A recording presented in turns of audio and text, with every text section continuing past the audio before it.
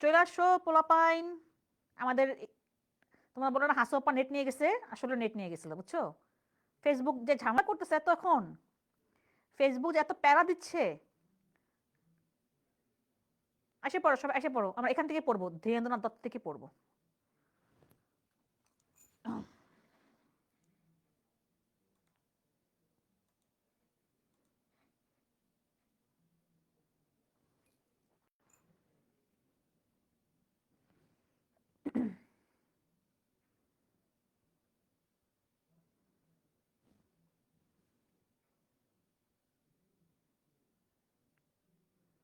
আসে নাই?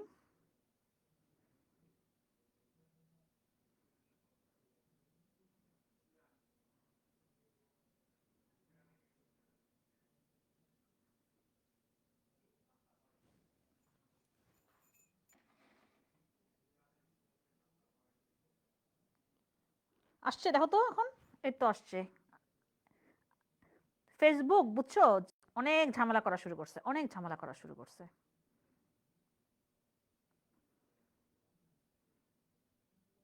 দেখো অবস্থা, আমার মোবাইলে এখনো দেখাইতেছেই না। আসছে না? আচ্ছা আমরা এখান থেকে পড়বো, ধীরেন্দ্রনাথ দত্ত থেকে আমরা পড়বো। এখানে আমি মোবাইলকে আবার একটু এই দিই। আসো তোমরা সবাইকে একটু মেনশন করে দাও না, আমি এভরিওয়ান তো একবার দিছি, একবার দিলে আর আর দেওয়া যায় না। আচ্ছা আমরা এখান থেকেই পড়বো ধীরেন্দ্র। সবাই একটু আসো, যারা যারা ক্লাস করতেছে তারা একটু জয়েন করো সবাই। আমাদের মেইন মানে পড়ার দিকে আমরা আগাচ্ছি। ধীরেন্দ্রনাথ দত্ত পাকিস্তানের গণপরিষদে উনি উর্দুর পাশাপাশি বাংলাকেও করতে বলছিলেন রাষ্ট্রভাষা। উনি কিন্তু বলেন না যে শুধু বাংলাকে করতে হবে, উনি বলছেন উর্দুর পাশাপাশি বাংলাকেও করতে হবে রাষ্ট্রভাষা, যেটা আমি এখানে তোমাকে দাগায় দিচ্ছি। ঠিক আছে, তাহলে উনি উনি এই কথাটা সবার আগে বলছেন, পাকিস্তানের গণপরিষদে উনি সবার আগে বলছেন এই কথাটা। ওকে, তাহলে আমরা পেয়ে গেলাম ধীরেন্দ্রনাথ দত্তকে পেয়ে গেলাম। এবার আমরা আসি যে ছাত্র সমাজের ভূমিকা। ছাত্র সমাজের ভূমিকা দেখো, সবার আগে জানো কখন গন্ডগোলটা শুরু হইলো, যখন 1948 সালে, আমরা জানি যে 47 সালে যখন পাকিস্তান স্বাধীনতা লাভ করে তখন গভর্নর জেনারেল কে হইলেন? মোহাম্মদ আলী জিন্নাহ হইলেন। ঠিক আছে, তো মোহাম্মদ আলী জিন্নাহ 48 ঢাকায় আসেন, বুঝছো, ঢাকায় আসছেন। আসার পর উনি দুই জায়গায় ভাষণ দিছেন, একটা ঢাকা ভার্সিটিতে আর একটা সোহরাওয়ার্দী উদ্যান, যেটা এখন বলি সোহরাওয়ার্দী উদ্যান, তখন নাম ছিল কি তোমার হচ্ছে গিয়ে রেসকোর্স ময়দান। উনি দুই জায়গাতে ভাষণে যেই কথাটা বলছিলেন সেই কথাতে কিন্তু আমরা অনেক রেগে গেছিলাম। সেটা আমরা আসতেছি একটু পরে। ঠিক আছে, উনি ঢাকায় আসছেন, আসার পর উনি উর্দু নিয়ে কথা বলছেন, বাংলা নিয়ে তার কোনো মাথা ব্যথা ছিল না। ঠিক আছে, আচ্ছা এরপর দেখো তোমার 47 সালে আমরা আরেকটা করছি রাষ্ট্রভাষা সংগ্রাম পরিষদ। এই পরিষদও বাংলাকে কি করতে বলছেন? রাষ্ট্রভাষা করার প্রস্তাব দিচ্ছেন। ওকে, গেল। এবার দেখো, এটা তো বললামই, এই যে একটু আগে বললাম আমরা যে ধীরেন্দ্র দত্ত উর্দু ইংরেজির পাশাপাশি বাংলাকেও কি তোমার ভাষা হিসেবে গ্রহণের প্রস্তাব দিচ্ছেন। ওকে, এবার আমরা দেখি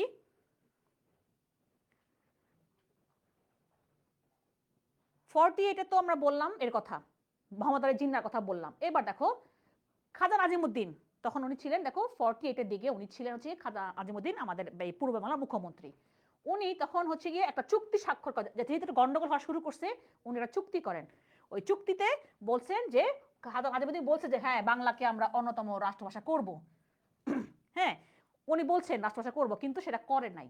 সেটা কিন্তু সে করেন, বরঞ্চ উল্টা সে কিন্তু একই কথা বলছেন, Urdu and Urdu shall be the state language of Pakistan. দেখো, তার মানে উনি ওনার কথা রাখে নাই। এবার দেখো 48-এ আমি কি বললাম, ঢাকায় কে আসলো? মোহাম্মদ আলী জিন্নাহ আসলেন।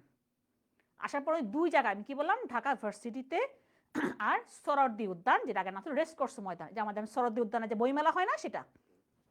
ঠিক আছে, দুই জায়গায় উনি কি বলছেন দেখো, Urdu and only Urdu shall be the state language of Pakistan. দেখো আমরা যখন ইংলিশে যখন বলি, যখন আমরা দুইটা যখন বলি তখন আমরা উইল বলি, তাই না? উনি শেল দিয়ে বলছেন, মানে জোর দিয়ে বলছেন shall. Urdu and only Urdu shall be the state language of Pakistan. Bangla আমরা কি বলি? উর্দু এবং উর্দুই হবে পাকিস্তানের একমাত্র রাষ্ট্রভাষা। যখনই দুই জায়গায় উনি কথা বলছেন তখনই আমরা বলছিলাম না না না, আমরা মানি না। দুই জায়গায় কিন্তু আমাদের মানুষজন তীব্র প্রতিবাদ করছে, ঠিক আছে? যেটা আমি বললাম এখন, দেখো যা যা বললাম সবই এখানে লেখা আছে, আছে, ঠিক আছে? দুই স্থান থেকে আমরা কিন্তু দুই জায়গায় আমরা বলছি যে না, আমরা মানি না। আমরা কেন উর্দুকে আমরা কেন শুধু একমাত্র কি পাকিস্তানের রাষ্ট্রভাষা মানবো? দুই জায়গাতেই আমরা কি প্রতিবাদ করে উঠি। দেখো আমার মোবাইলে আসতেছেই না, বুঝলাম না।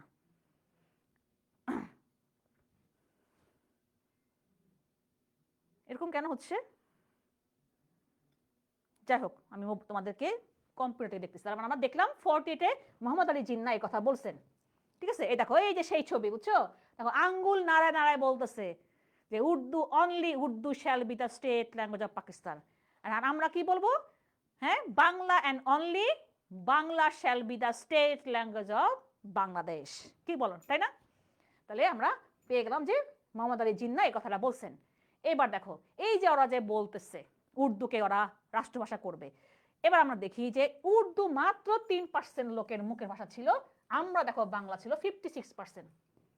তাহলে কিভাবে তোমার শুধুই উর্দুই হয়? যেখানে দেখো উর্দুর থেকে আরো অন্য কোনো, পাঞ্জাবিতে কথা বলে মানুষ 28%, পশতু, আফগানিস্তানের ভাষার নাম কিন্তু পশতু 5 তারপর দেখো উর্দু কত কম, কত মাত্র 3%। এই 3%-এর জন্য পুরো পাকিস্তানে ওরা বললো যে না, কি তোমার উর্দুই হবে পাকিস্তানের একমাত্র রাষ্ট্র ভাষা। ওকে,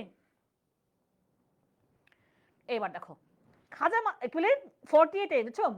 দেখো উনি একটা দেশের গভর্নর জেনারেল হয়েছেন। মোহাম্মদ আলী জিন্নাহ খুব শখ ছিল উনি একটা দেশের প্রধানমন্ত্রী হবে আর কি, হ্যাঁ, মানে পুরো দেশের মালিক হবে আর কি। 48-এ উনি মারা গেছেন।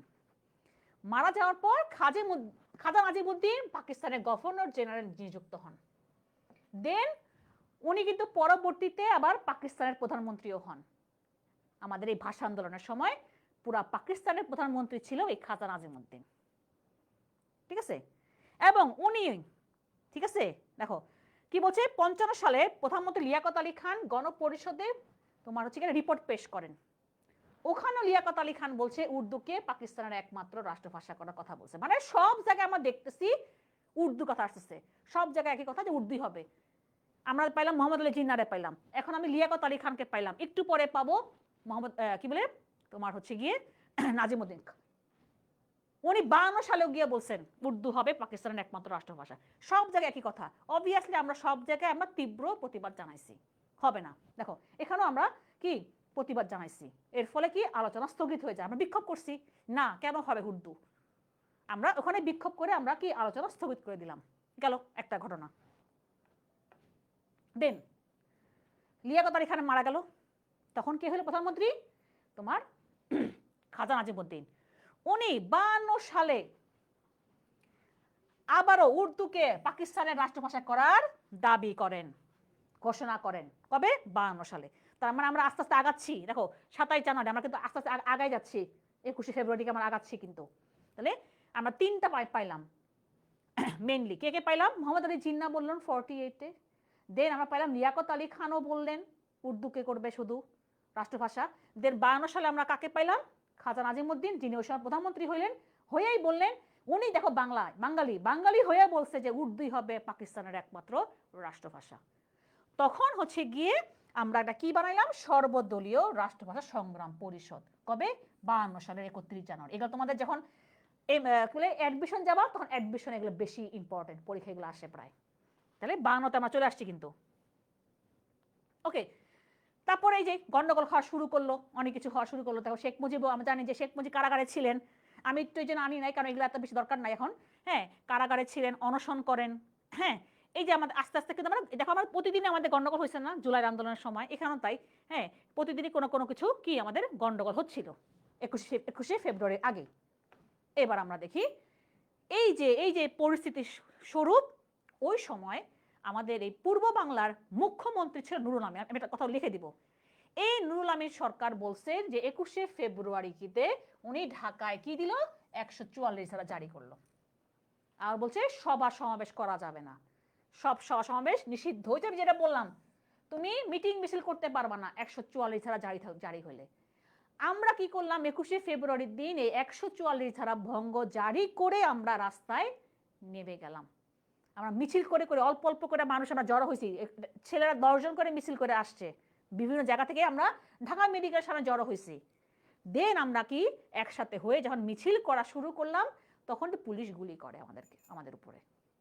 ঠিক আছে, তাহলে কি 21শে ফেব্রুয়ারি যা বললাম তাই লেখা আছে, দেখছো যে 144 ধারা ভঙ্গ করে আমরা কি আমরা যখন মিছিল করা শুরু করলাম তখন ওই মিছিলের উপরে পুলিশ গুলি করে। আমরা জানি সালাম, রফিক, বরকত, জব্বার, শফিউর তারা কি মারা যান, একদম কেউ অন স্পটে মারা গেছেন। আমরা জানি রফিক সবার আগে মারা যান, তারপরে কি তোমার বাকি সবাই মারা যান, এবং আর অনেকেই মারা যান। বাট আমরা এই 5 জনের নাম আমরা সবসময় আমরা পড়ি।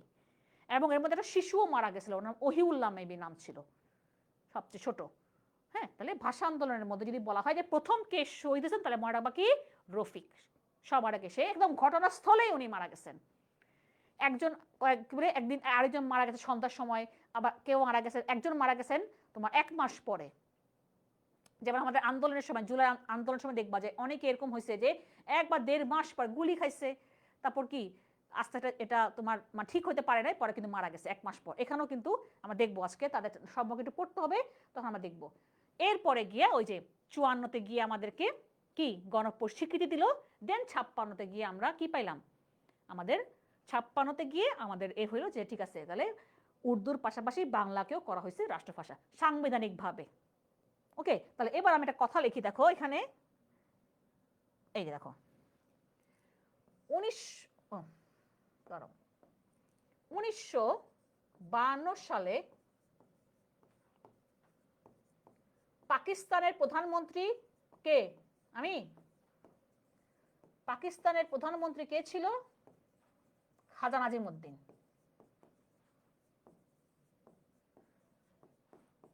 খাজা নাজিমউদ্দিন, জানো এই বেটার কবর কিন্তু আমাদের বাংলাদেশে, কে বলতে পারবা কোথায়? 1952 সালে পূর্ব বাংলার মুখ্যমন্ত্রী, এই শয়তান যে কিনা 144 ধারা জারি করছিল, নুরুল আমিন সরকার। আমরা বলি নুরুল আমিন সরকার, হ্যাঁ এটা ইম্পর্টেন্ট। তাহলে বুঝতেই পারতেছো যে সেই যে খাজা নাজিমউদ্দিন প্রধানমন্ত্রী হয়ে এসে বললেন যে না উর্দুই হবে পাকিস্তানের রাষ্ট্রভাষা, তারপর গন্ডগোল শুরু হইলো। এই জন্য নুরুল আমিন করলো কি 21শে ফেব্রুয়ারিতে সে কি দিল 144 ধারা জারি দিল। আমরা 144 ধারা জারি ভঙ্গ করে আমরা রাস্তাঘাটে নেমে গেলাম। ঠিক আছে,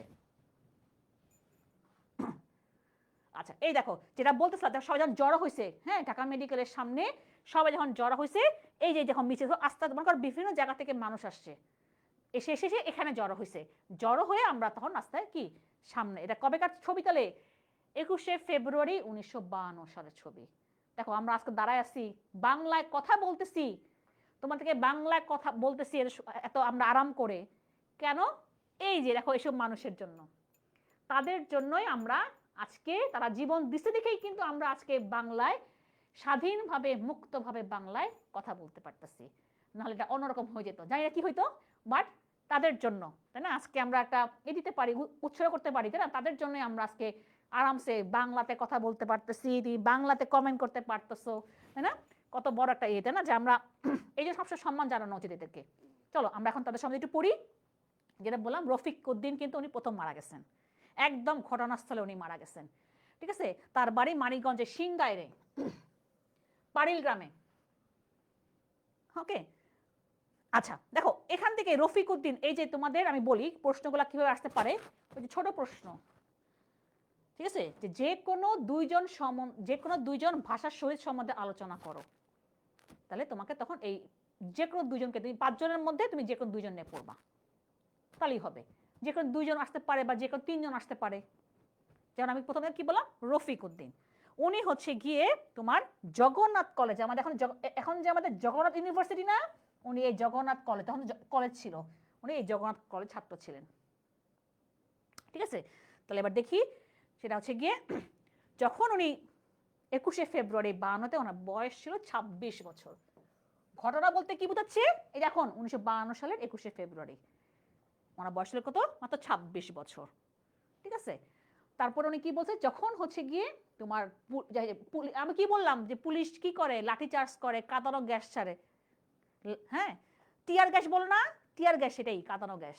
খাইছো না তোমরা এবার, এই আন্দোলন আন্দোলন দেখছো না, আন্দোলন করার সময় বলে না টিয়ার গ্যাস খাইছি, হ্যাঁ চোখ দিয়ে পানি পড়তেছিল, হ্যাঁ তোমার চোখ জ্বলে যাচ্ছিল, পুলিশ লাঠি চার্জ করছে, একই তো জিনিস দেখছো তাই না? আন্দোলন হলে তো এগুলাই করছে, ছাত্ররাই কিন্তু এই আন্দোলন গুলা করছে, দেখো ছাত্ররা কিন্তু মাইর খাইছে।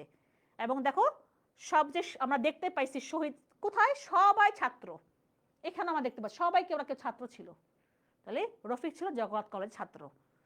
তারপরে সে কি তোমার তার গুলিতে তার মাথা খুলি উড়ে যায়, তখনই উনি মারা যান, দেখছো তখনই উনি মারা যান।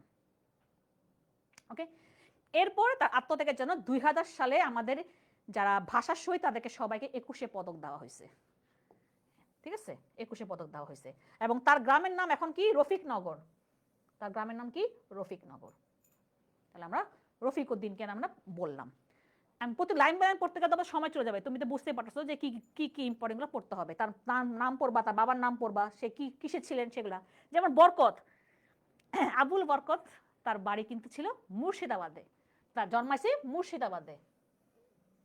হ্যাঁ 47-এ দেশভাগের সময় চলে আসে। আমরা জানি যে দেশভাগ যখন হয় তখন কি, যে ভারতে যারা মুসলমান ছিল তারা আমাদের দিকে শিফট হয় অথবা পাকিস্তানের দিকে শিফট হয়েছে।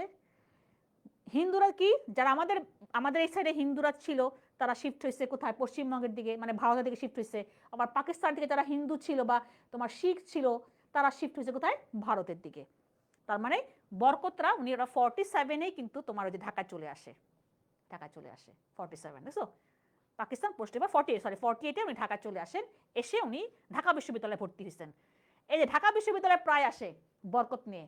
বরকতের ডাক নাম কি, আবাই।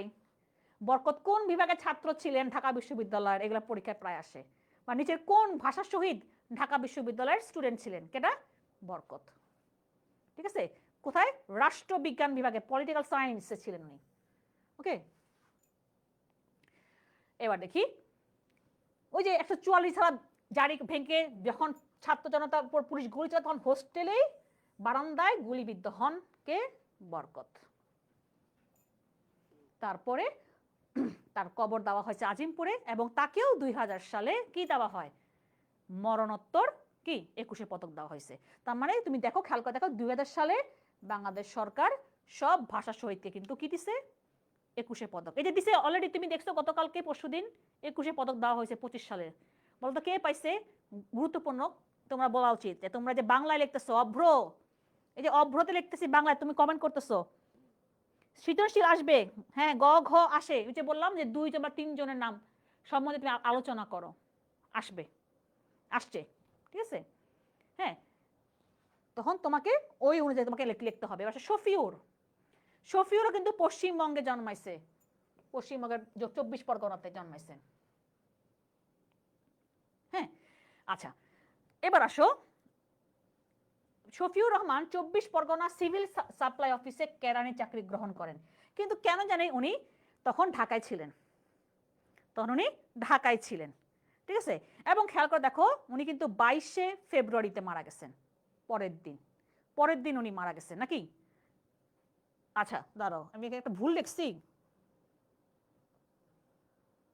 হ্যাঁ না ঠিকই আছে, ঠিকই আছে। দেখো উনি কিন্তু পরের দিন মারা গেছে, 21শে ফেব্রুয়ারি যে ঘটনা হলো তার প্রতিবাদে আমরা পরের দিন মিছিল করছি, সেই মিছিলের গুলিতে উনি মারা গেছেন।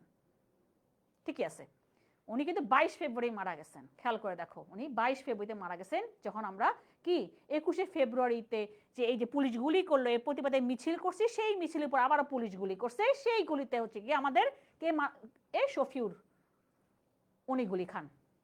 ঠিক আছে, দেখো উনি কোথায় গুলি খাইছে, পিঠে গুলি খাইছে, তারপর তাকে হতেছে গিয়ে ঢাকা মেডিকেলে নেওয়া হয়েছে, অস্ত্রোপচার করা হয়েছে, কিন্তু উনি বাঁচা নাই, উনি মারা গেছেন। ওকে, এবং তাকেও 21শে পদক দেওয়া হয়েছে, যেটা বললাম তো সবাই পাইছে, 5 জনের সবাই পাইছে 21শে পদক। তাহলে শফিউর হয়ে গেল। এবার জব্বার, জব্বার আর খারাপ লাগে দেখো, জব্বার হচ্ছে গিয়ে স্কুল থেকে কিছুদিন অধ্যয়ন করার পর সে তার বাবাকে হেল্প করে কৃষিকাজে, তারপর সে পালায়ে চলে গেছিল। সে পালায়ে চলে গেছিল বার্মাতে, সেখান থেকে সে ফেরত আসে। সেখান থেকে সে ফেরত আসে, দেখো সেখানে 10-12 বছর অবস্থান করে তারপর দেশে ফিরে আসেন জব্বার। হ্যাঁ, এবং 20 ফেব্রুয়ারি ঢাকায় এসে তিনি ঢাকা মেডিকেল কলেজের ছাত্রদের আবাসস্থল গফরগাঁও নিবাসী কারো একজন রুমে উঠে। মানে তার কি ভাগ্য, সে কিন্তু ঢাকায় প্রথমে ছিলই না, সে পর ঢাকায় আসছে, ঢাকা আসার পর ঢাকা মেডিকেল কলেজের হোস্টেলের একজনের কি রুমে গিয়ে ওঠে। তারপর 21শে ফেব্রুয়ারিতে যে পুলিশ গুলি করছে সেই গুলিতে সে গুলি খায় এবং গুলি খাওয়ার পর তাকে মৃত ঘোষণা করে। ওকে, তাহলে গেল আমার জব্বার। এবার আসো সালাম। সালাম সালাম হাজার সালাম, তাই না? এই দেখো একটা গানও আছে, সালাম সালাম হাজার সালাম শহীদদের স্মরণে, এভাবে একটা গানও আছে। সালাম, রফিক, বরকত, জব্বার, দেখা যায় এই যে উনি কয়দিন পর মারা গেছেন সালাম। হ্যাঁ, শহীদ আব্দুল সালাম। তার বাড়ি হচ্ছে কি ফেনী দাগনভূঞা উপজেলার লক্ষণপুর গ্রামে, যেটা সালামনগর নাম দেওয়া। যাদের নাকি ঢাকা বাংলাদেশে জন্ম তাদের সবারই গ্রামের নাম তাদের নামে করছে, খালি বরকতটা করা হয় নাই। কারণ বরকতের বাড়িতে কোথায় ছিল, জন্মেছে কোথায়, পশ্চিমবঙ্গের মুর্শিদাবাদে। ওকে, এবং এজ ইউজুয়াল কি ওই যে ওই 144 ধারা বঙ্গ জারি করে যখন ওনারা রাস্তায় নামছে তখন পুলিশ গুলি করছে, পুলিশে গুলি খেয়ে কি আব্দুল সালাম গুলিবদ্ধ হয়। সে ঢাকা মেডিকেল কলেজ হাসপাতালে ভর্তি থাকে। দেখো কবে মারা গেছে, 1.5 মাস চিকিৎসাধীন থাকার পর উনি 7 এপ্রিল 52 মারা গেছেন। তার মানে বললাম না যে একজন কয়দিন পরে মারা গেছেন, কে, সালাম। কয়দিন পরে, ফেব্রুয়ারি, মার্চ, এপ্রিল, মানে প্রায় কত 1.5 মাস পর, তাই না? তারও তো কি ভাগ্য, হ্যাঁ, 1.5 মাস পর উনি গিয়ে মারা যান। তাহলে এই হচ্ছে আমাদের 5 জন কি ভাষার শহীদ, যাদের আমরা সব সময় পড়ি। সালাম, রফিক, বরকত, জব্বার, শফিও, যার মধ্যে সবার আগে মারা গেছেন রফিক উদ্দিন বা রফিক। এই দেখো এই যে 5 জনকে নিয়ে আমরা একটা ভাস্কর্য বানাইছি, যেটা বাংলা একাডেমির ভিতরে আছে, নাম কি, মোদের গরব। আর একটা কবিতা আছে না, মোদের গরব মোদের আশা আমরি বাংলা ভাষা, একটা গান আছে, ওখান থেকে এটা নাম দেওয়া হয়েছে মোদের গরব। ওকে, হ্যাঁ, আজকে এটা শেষ করব।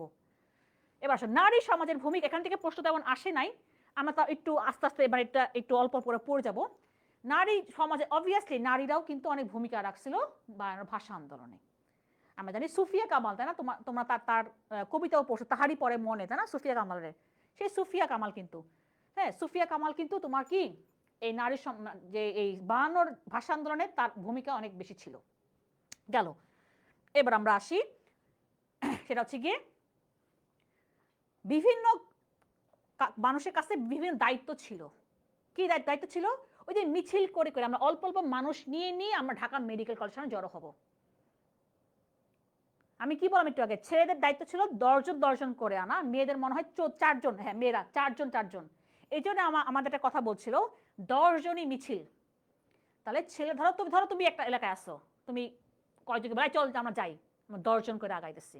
মেয়েদের ছিল যে তোমরা 4 জন করে আগাবা, কারণ 144 ধারা তো বললাম না, তুমি এত বড় গ্যাদারিং করতে পারবা না, জন্য অল্প অল্প করে মানুষ আমরা আস্তে আস্তে গিয়ে ঢাকা মেডিকেল সামনে জড়ো হয়েছি। ছেলেরা 10 জন করে আসছিল আর মেয়েরা ছিল কি 4 জন করে ছিল। এভাবে করে কি এইভাবে করে আমরা গ্যাদার করছি কোথায়, ঢাকা মেডিকেল কলেজের সামনে। ওকে, তাহলে যেটা আমি বললাম, আরেকজনের কথা আসে, সুফিয়া আহমেদের উপর দায়িত্ব ছিল। কোন গার্লস কলেজের, বাংলা বাজার গার্লস স্কুলের কলেজে মেয়েদের জড়ো করে নিয়ে আসার দায়িত্ব ছিল তার। ঠিক আছে, তারপর আমরা কি বললাম, যেটা যে ছেলেরা 10 জন করে মেয়েরা 4 জন করে কি এসে তোমার কি ওই ঢাকা মেডিকেল সামনে জড়ো হয়েছে। আচ্ছা, এবার দেখো আরেকজন আমরা পড়বো মেডিকেল স্টুডেন্ট, যার নাম হচ্ছে গিয়ে হালিমা খাতুন। ঠিক আছে, তারও দায়িত্ব ছিল যে কি ওই আমতলায় নিয়ে আসার দায়িত্ব ছিল।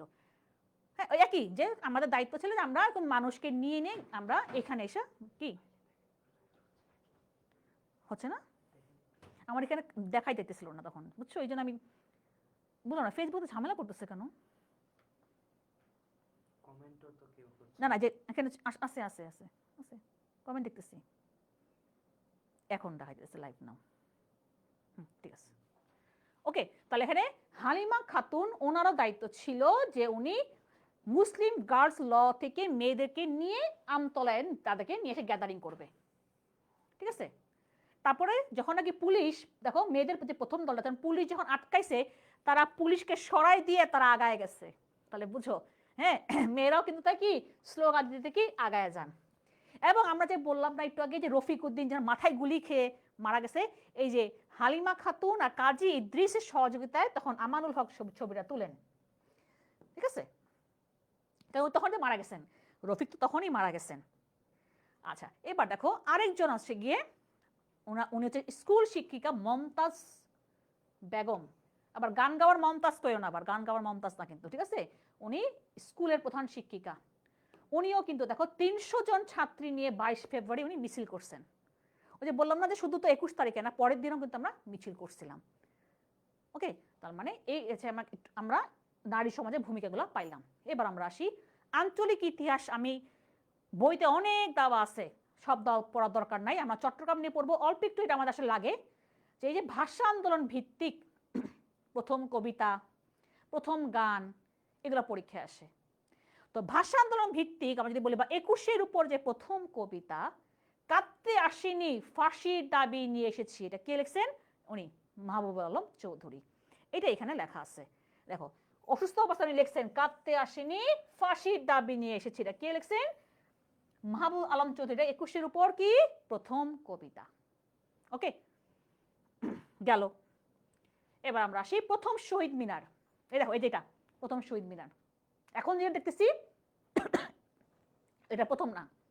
এখন যেটা আমরা দেখি যে এখন যে তোমরা ফুল দাও সেটা কিন্তু এখন বর্তমানটা, এখন যে বর্তমানটা সেটা কিন্তু না, আগে ছিল আমার এইটা। এটা আমাদের প্রথম শহীদ মিনার। দেখো আমরা 21শে ফেব্রুয়ারিতে তো মারা গেল।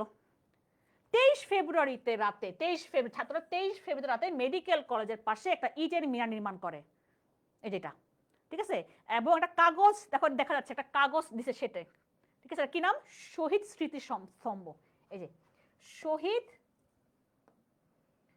শহীদ স্মৃতি স্তম্ভ, এটা লেখা আছে এখানে স্তম্ভ।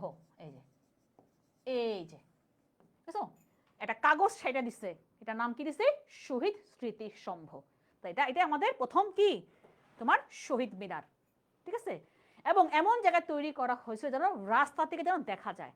তুমি নিজে দেখো, তুমি শহীদ মিনারে যাবা, তুমি কিন্তু দূর থেকে দেখতে পারবা না, বিশাল, অনেক বড়, ছোট্ট একটা, তাই না? ছোট্ট, কিন্তু আমাদের যে বড় এটা কিন্তু বেশ দূর থেকে কিন্তু দেখা যায়। এবং এটাও তাই ছিল যে এমন ভাবে তৈরি করছে যাতে আমরা দূর থেকে দেখতে পাই।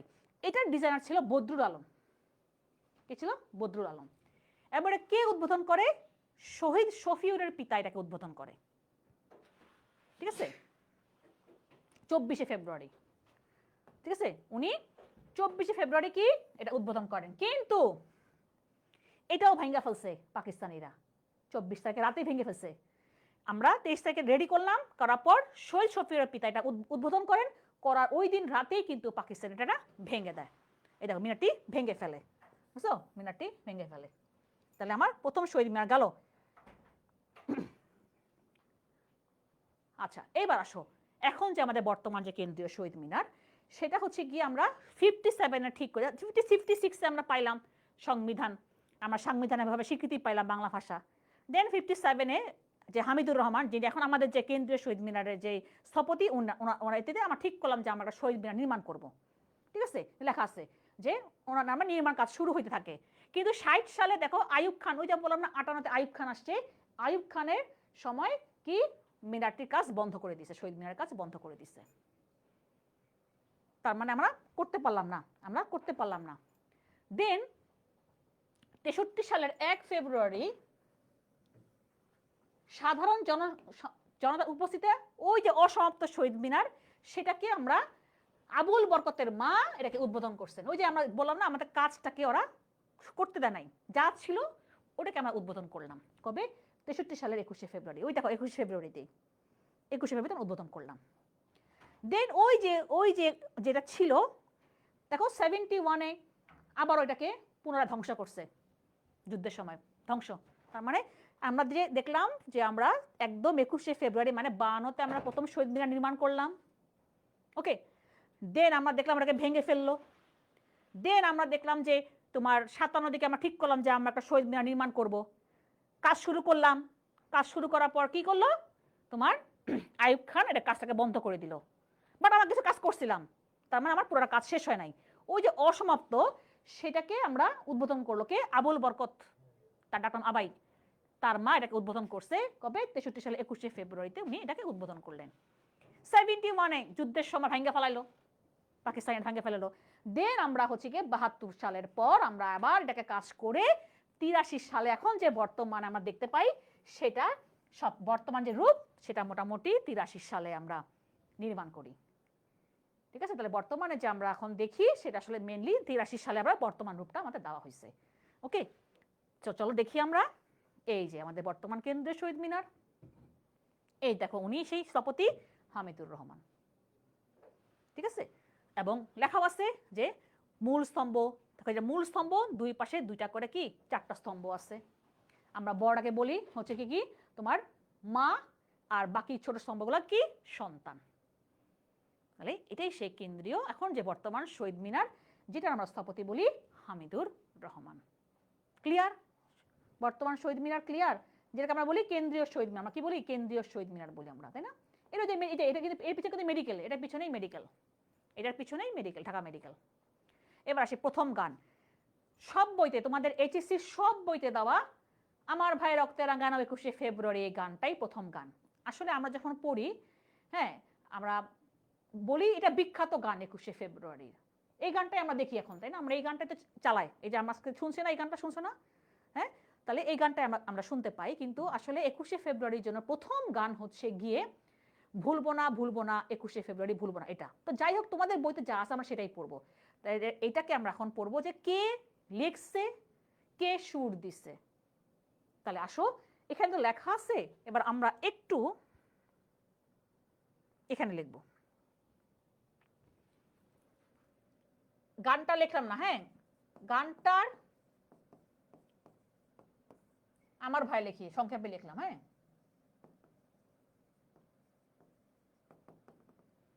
গীতিকার, গীতিকার মানে কি? যিনি গানটাকে লিখছেন,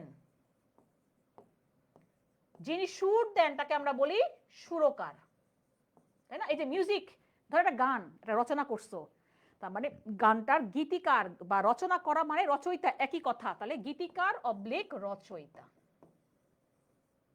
কিভাবে মনে রাখবো? আমি এভাবে মনে রাখি, গ দিয়ে গাফফার, তার মানে আব্দুল গাফফার চৌধুরী, আব্দুল গাফফার চৌধুরী।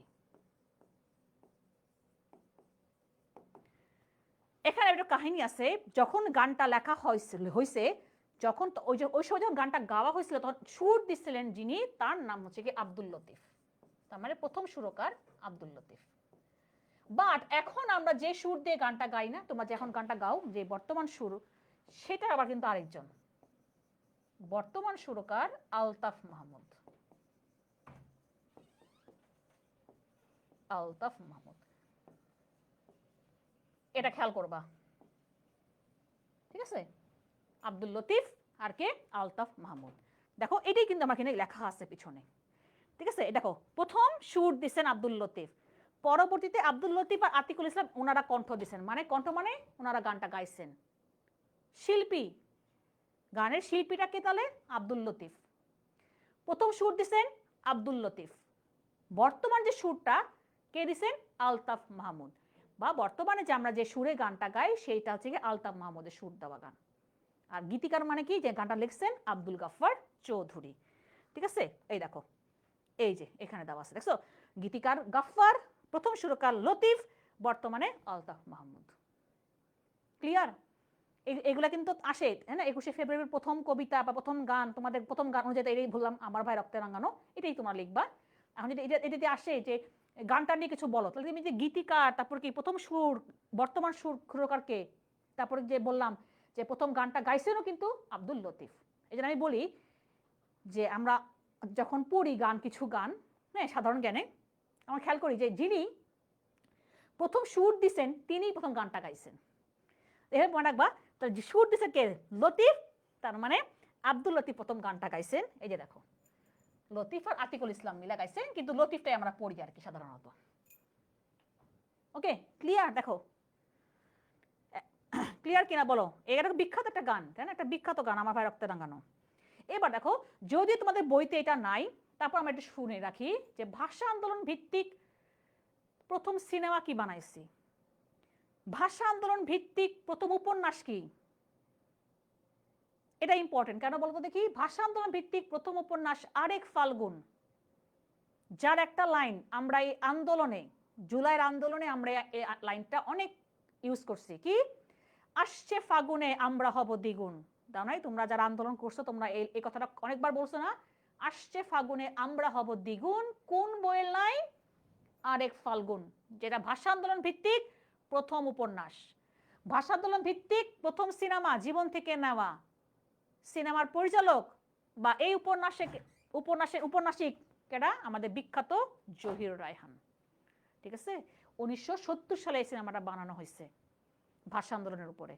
এবং আমার সোনার বাংলা গানটা উনি এখানে প্রথম গানটা ইউজ করছেন জীবন থেকে নেওয়াতে।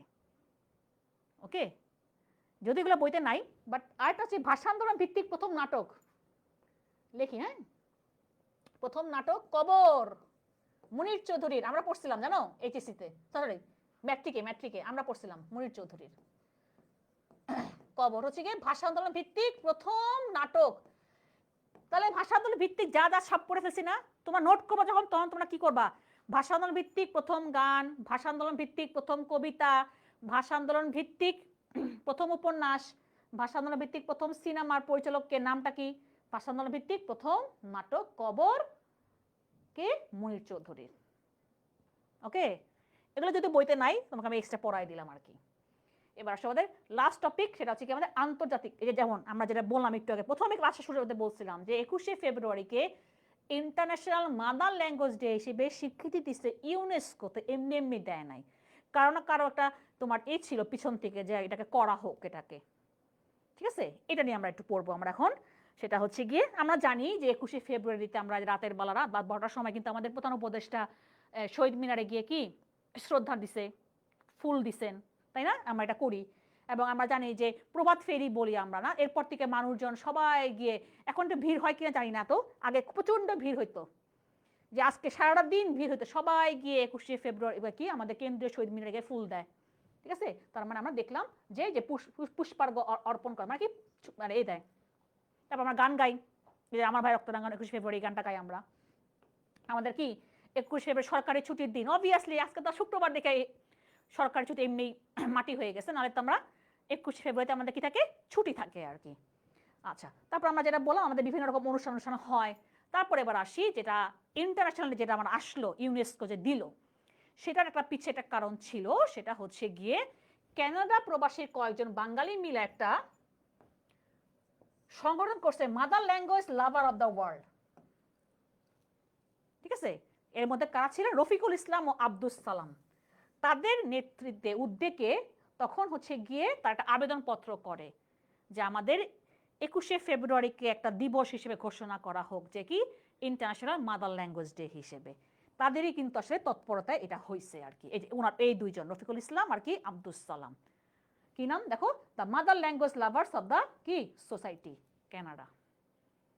ওকে, তাদের এই কারণে কিন্তু আমরা পাইলাম।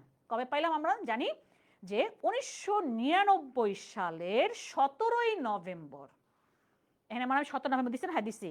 ইউনেস্কোর অধিবেশনে 21শে ফেব্রুয়ারিকে আন্তর্জাতিক মাতৃভাষা দিবস হিসেবে ঘোষণা করে। এবং এখন আমাদের পৃথিবীর বেশিরভাগ দেশে, পৃথিবীর স্বাধীন যে দেশগুলোতে কিন্তু 21শে ফেব্রুয়ারিকে ওরা কি পালন করে? ইন্টারন্যাশনাল মাদার ল্যাঙ্গুয়েজ ডে হিসেবে পালন করে। এটা আমাদের জন্য একটা বড় একটা অ্যাচিভমেন্ট, যে আমাদের একটা ডে পৃথিবীর অন্যান্য দেশও কিন্তু এটা কি ডে হিসেবে ব্যবহার করতেছে বা দিবস হিসেবে ব্যবহার করতেছে। এটা কবে দিছে স্বীকৃতি?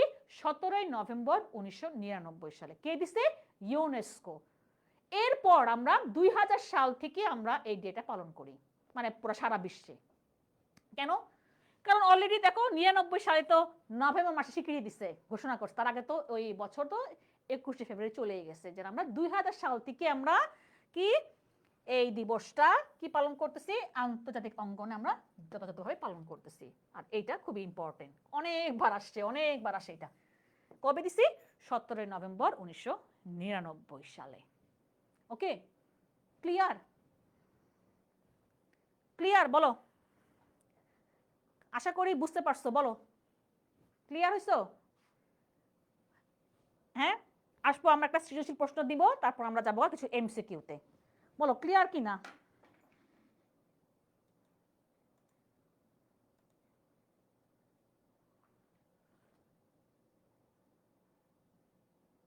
পিডিএফ কই দিব? এই ক্লাসের পর এই ক্লাসের ক্যাপশনে পাবা।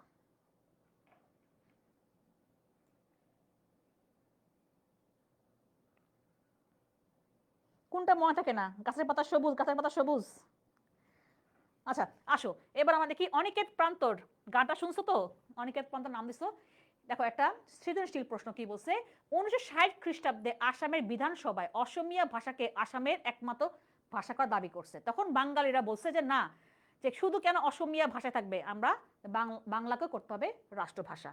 ঠিক আছে, আন্দোলনে এক পর্যায়ে হরতাল হয়েছে শিলচর এলাকায়, সাধারণ মানুষের মিছিলে পুলিশ গুলি চালাইছে, 11 জন মানুষ প্রাণ হারাইছে। তাহলে বুঝতে পারতেছো যে কাকে আসলে আমরা, এর সাথে আমাদের কোন ঘটনার মিল আছে। এক নম্বরে বলছে কোন আইনের মাধ্যমে 47 সালে ভারত ও পাকিস্তান কি স্বাধীনতা লাভ করে। একদম প্রথমে আমরা পড়ছিলাম যে ভারত শাসন আইন, ওই দেখো লেখা আছে যে ভারত শাসন আইনের মাধ্যমে কি দুইটা দেশ কি লাভ করে, স্বাধীনতা লাভ করে। গেল আমার 1 নম্বর প্রশ্ন।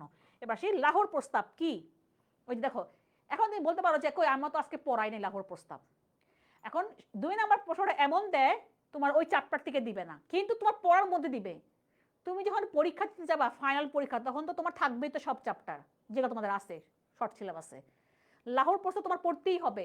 তুমি যখন 47-এর আগে পড়বা, ব্রিটিশ আমল পড়বা, তোমার এমনিই চলে আসবে। তুমি পরিণতিতে পড়বা, তুমি ইতিহাসেও পড়বা। 40 সালে লাহোর প্রশ্ন এমনিই পড়তে হবে। সো এটা অনেকবারই পড়া হবে তোমার এটা।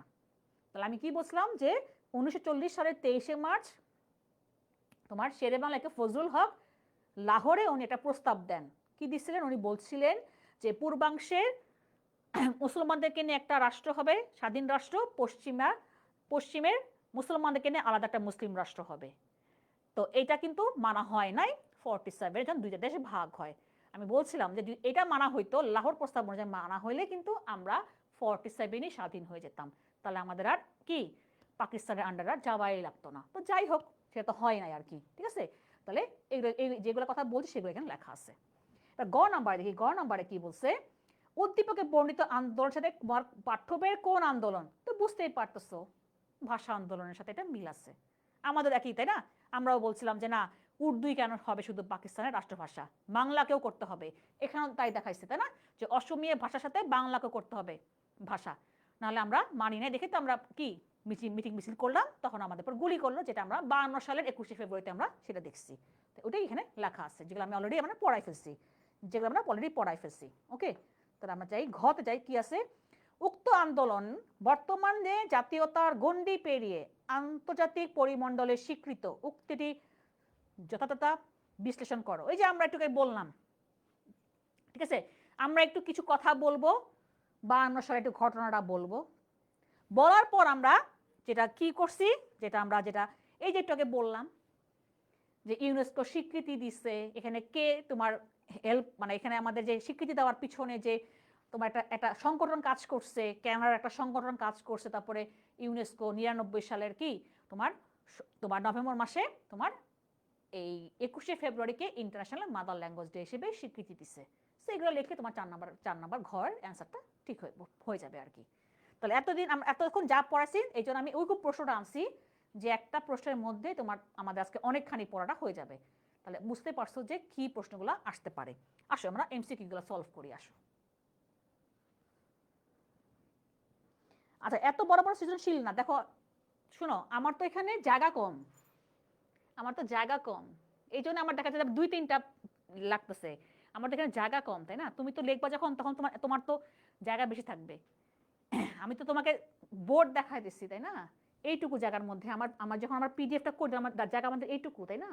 এই জন্য আমাকে 2-3টা কি বলে স্লাইডে লিখতে হয়েছে, নাহলে তো আমার এত এত লেখা না আর কি। আসো আমরা দেখি, ভাষা আন্দোলনের সময় পূর্ব বাংলার মুখ্যমন্ত্রী কে ছিলেন বলো? যিনি কিনা 52 সালের, ও আচ্ছা, ভাষা আন্দোলনের সময় পূর্ব বাংলার মুখ্যমন্ত্রী কে ছিলেন বলো দেখি। ভাষা আন্দোলন, আমি ভাবছিলাম 47-এর কথা। আর যদি বলতাম আমি যে 1947 সালে কে ছিলেন, 1947 সালে কে ছিলেন, কার মনে আছে বলো? 1947 সালে পূর্ব বাংলার মুখ্যমন্ত্রী, দেখো একটা বললাম 52-তে আর একটা বললাম 47-এ, যিনি কিনা এই যে যিনি ছিলেন মুখ্যমন্ত্রী 47 সালে, যিনি কিনা 52 সালে পুরা পাকিস্তানের প্রধানমন্ত্রী হয়েছেন। যে আমাদের বাঙালি মানুষ আমাদের বিরুদ্ধে ছিল, বাংলা ভাষার বিরুদ্ধে ছিল, তাহলে ইনি হচ্ছেন গিয়ে খাজা নাজিমউদ্দিন।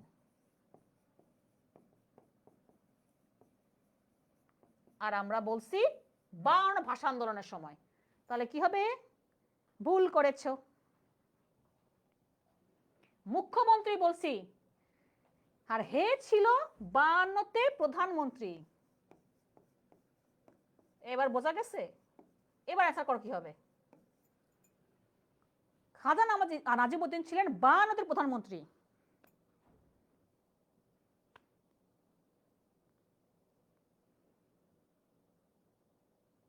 সবাই নাজিমউদ্দিন দেখাইতেছো কেন? তামান্না কেন খাজা নাজিমউদ্দিন হবে বলো, হোয়াই? আমি বলছি 52 ভাষা আন্দোলনের সময় পূর্ব বাংলার মুখ্যমন্ত্রী কে ছিলেন, ভালো মতন প্রশ্নটা পড়ো। আমি তো লিখেও দিছি 47 সালে পূর্ব বাংলার মুখ্যমন্ত্রী খাজা নাজিমউদ্দিন, যিনি 52 সালের প্রধানমন্ত্রী ছিলেন পুরা পাকিস্তানের। তাহলে উনি কি হবেন? আমি তো মুখ্যমন্ত্রী বলছি। এতক্ষণে পাইছি ফারাবি, এতক্ষণে অ্যান্সার পাইছি নুরুল আমিন। এই তো নুরুল আমিন, নুরুল আমিন।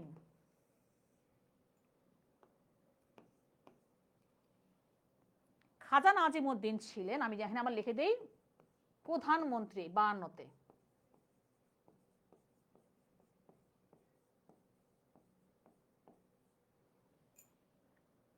মাথা ঘুরে গেছে। স্বাধীনতা ভারত শাসন আরেকটা আছে, 37 সালেও আরেকটা আছে, কি জানি, আল্লাহ রে, তামান্না কি জানি, কিশোর কুমার রায় বলছে, এতক্ষণে সবার লাইনে আইছে নুরুল আমিন। ঠিক আছে, তাহলে কি হবে? নুরুল আমিন সরকার, তার মানে নুরুল আমিন। এই নুরুল আমিন তো 144 ধারা জারি করছে, কারণ উনি এই পূর্ব বাংলার মুখ্যমন্ত্রী ছিলেন, তাই না? তাহলে আসো 2 নম্বরে কি, যুক্তফ্রন্ট সরকার কতদিন স্থায়ী ছিল বলো? যুক্তফ্রন্ট সরকার কতদিন স্থায়ী ছিল, যেটা শেরে বাংলা একে ফজলুল হকের নেতৃত্বে মন্ত্রিসভা গঠন করা হয়?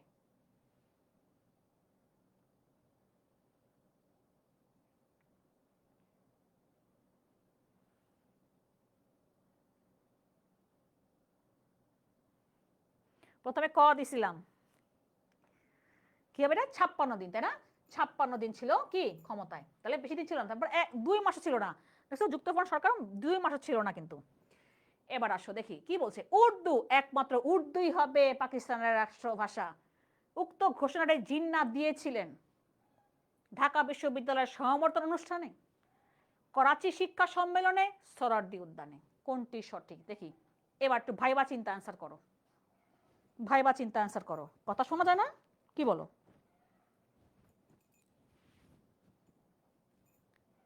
বন্ধই করো নাকি?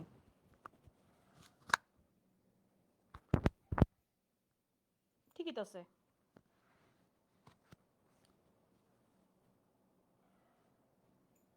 এখনো কি সমস্যা দেখো তো? সাউন্ড, আজকে সাউন্ড অনেক সমস্যা হচ্ছে।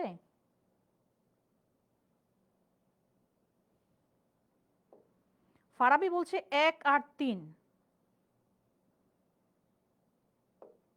ওকে, সবাই মানে বি, কেউ বলছে সি। আচ্ছা, এশা বলছে 2 আর 3, আসমা বলছে বি 1 3, বি হবে। আচ্ছা দেখো, আমরা জানি, আমি কি বলছিলাম, উনি ঢাকা ভার্সিটিতে আইসা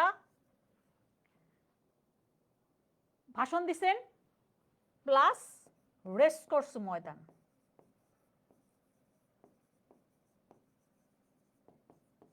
যেটা সোহরাওয়ার্দী উদ্যান বর্তমানে, সোহরাওয়ার্দী।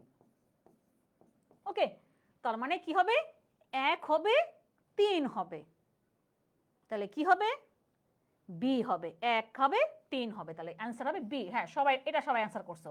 যে সি বলতেছো, দেখো তুমি যে বলা 2 আর 3, করাচি শিক্ষা সম্মেলন, না উনি ওদিকে কিছু বলেই নাই, উনি ঢাকায় এসে বলছেন, করাচি তো এমনি বাদ যাবে, ঢাকায় এসে বাংলা কথা বলবে, হে কি ওখানে কিছু বলবে? ঢাকায় এসে বলছে না, only Urdu and Urdu shall be the state language of Pakistan. তাহলে বাংলাদেশেই বলছে। তাহলে আমার এখানে অপশন আছে দুইটা, ঢাকা বিশ্ববিদ্যালয় আর কি সরোয়ার্দী। তাহলে 1 আর 3, তাহলে 1 আর 3 আমার বিতে আছে। কি বলতেছো, শোনা যাচ্ছে না? মানে স্বপ্নেরই ঝামেলা। দেখো বাকি সবাই তো ঠিকই বলতেছে। আশিক, যখন আসবে আমার ভারত স্বাধীনতা আইন, ভারত শাসন, এটা যে চ্যাপ্টারে আসবে আমার সেখানে পড়বো আমরা, সে চ্যাপ্টারে গিয়ে পড়বো আমরা। আজকে তো আমরা ওখানে যাই নাই, ওইটা আসবে আমার ব্রিটিশ আমলে। এমন আজকে 47 থেকে পড়ছি। স্বপ্ন বলতেছে কথা শোনা যায় না, বাকি সবাই কি শুনতেছো না? আসো, বাংলা ভাষার পক্ষে প্রথম কে বক্তব্য দেন? আচ্ছা আমি শুনি তো, তাহলে আমি বুঝতে পারবো। বলো, বাংলা ভাষার পক্ষে কে? না না না, শুনতে পাচ্ছি তো আমরা।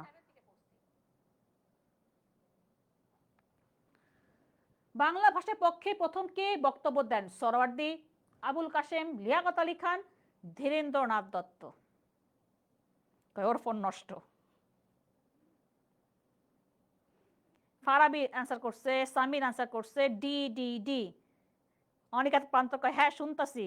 আচ্ছা তাহলে কি হবে? অবভিয়াসলি আমরা বলছিলাম পাকিস্তানের গণপরিষদে 1948 সালে উর্দু ইংরেজির পাশাপাশি বাংলাকেও করতে বলছেন রাষ্ট্রভাষা। কে? ধীরেন্দ্রনাথ দত্ত। উনি প্রথম কিন্তু বলছেন এটা। তাহলে কি হবে অ্যান্সারটা? ডি হবে অ্যান্সার। ওকে, এবার চলে আসি আমাদের লাস্ট। আমার ভাই রক্তে রাঙানো 21শে ফেব্রুয়ারি গানটির বর্তমান সুরকারকে? বলো বর্তমান সুরকারকে। এখানে সবই আছে, গীতিকারও আছে।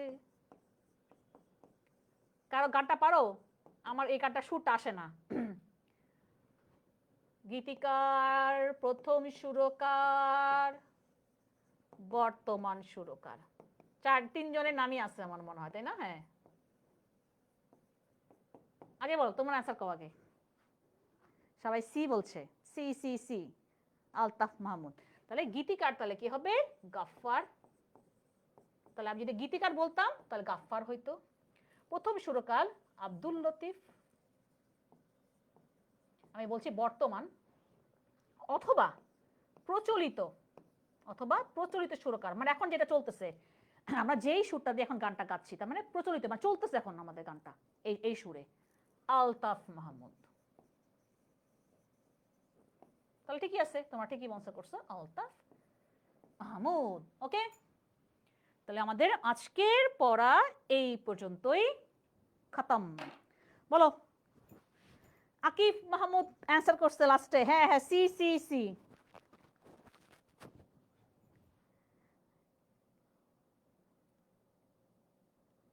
বি কেন হবে না? কোনটা বি চাইছো তুমি আসমা?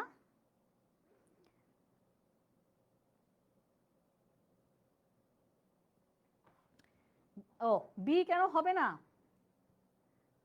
আমরা বলছি গাফফার কি গীতিকার।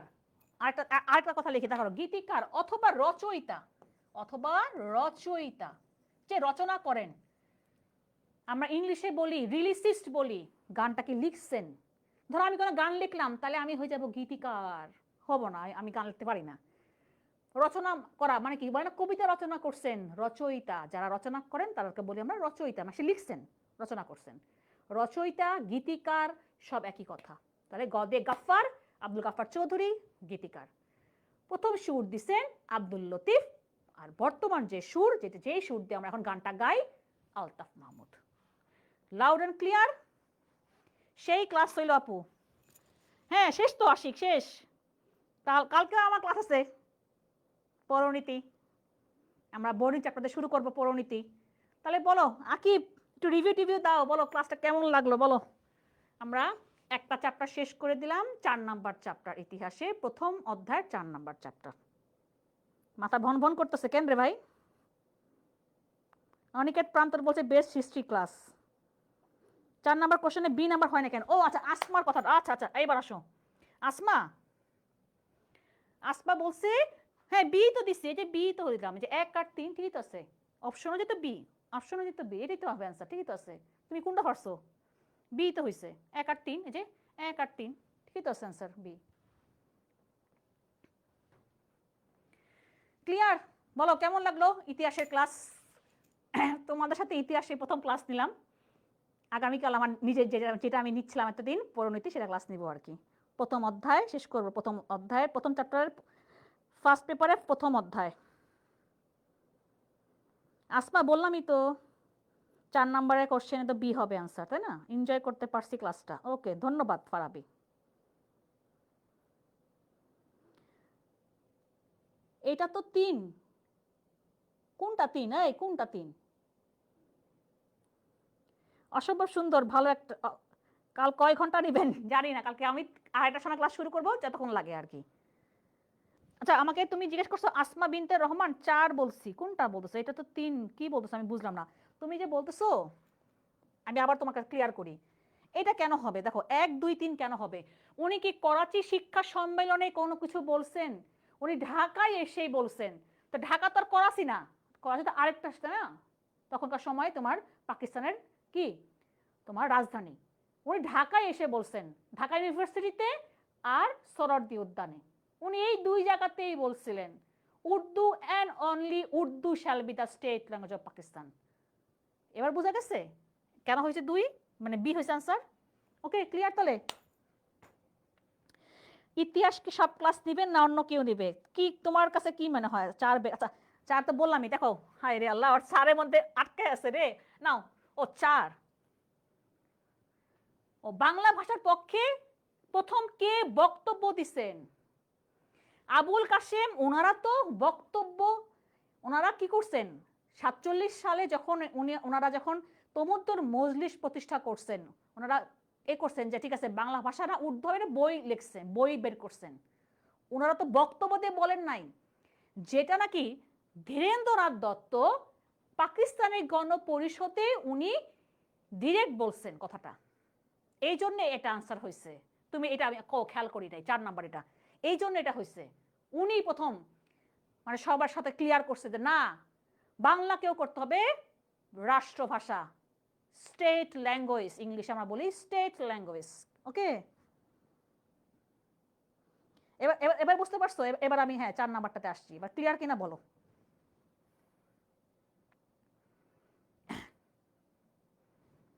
ঠিক আছে, এবার বুঝতে পারছো? এবার তো মানে ক্লিয়ার করে দিচ্ছি।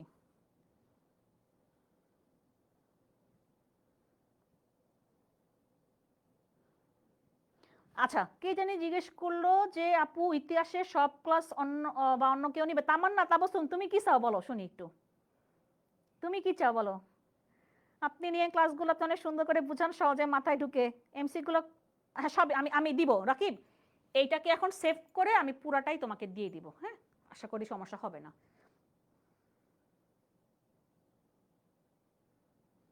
আমার মাথা নষ্ট, কি যে কষ্ট, আরে।